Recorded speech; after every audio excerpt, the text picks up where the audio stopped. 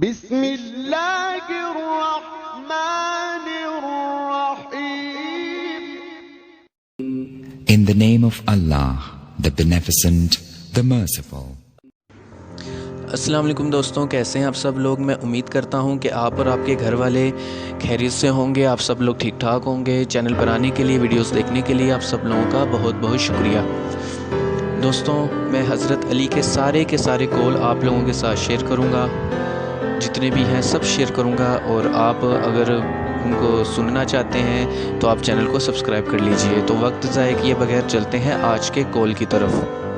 حضرت علی کہتے ہیں، احسان کرنا بھلے مانس لوگوں کی خصلت اور برائی برے لوگوں کی عادت ہے۔ احسان کرنا بھلے مانس لوگوں کی خصلت اور برائی برے لوگوں کی عادت ہے۔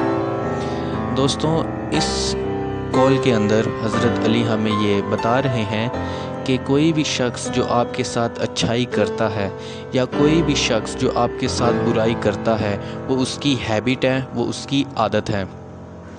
ہیبٹ کے بارے میں جو سائیکولوجسٹ تھیوری پیش کرتے ہیں وہ یہ ہے کہ عادت نہ تو ایک دن میں بنتی ہے اور نہ ہی یہ ایک دن میں جاتی ہے۔ ہمارا آس پاس کا ماحول، انوائرمنٹ، لوگ، یہ مل کر ایک انسان کی نیچر کو ڈیولپ کرتے ہیں۔ تو اگر ہم دیکھتے ہیں کہ کوئی انسان اچھائی کر رہا ہے تو یہ اس کی اچھی خصلت ہے، ہیبٹ ہے، اور اگر کوئی انسان برائی کر رہا ہے تو جس طرح اچھی عادتیں ہوتی ہیں اسی طرح یہ اس کی ایک بری عادت ہے۔ اور اگر ہم چاہتے ہیں کہ ایک انسان ایک اچھا انسان بنے تو ہمیں اس کے ساتھ مسلسل اچھائی کرتے رہنا ہوگی، اس کو مسلسل ایجوکیٹ کرتے رہنا ہوگا۔ تو ایک دن ایسا آئے گا کہ وہ اپنی بری عادتیں چھوڑ کر اچھی عادت اپنا لے گا۔